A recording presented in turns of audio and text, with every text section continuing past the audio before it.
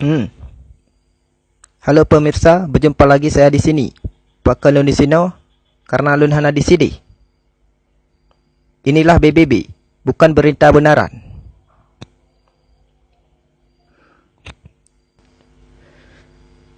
Baurunyo lu akan membahas tentang mengenai manok agam.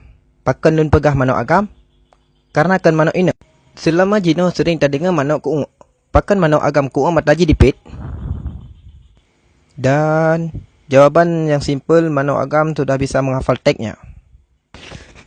Sebutnya jikanya jawabannya betul. Pakan manok agam wate diku matanya ipit. Karena hana diblut.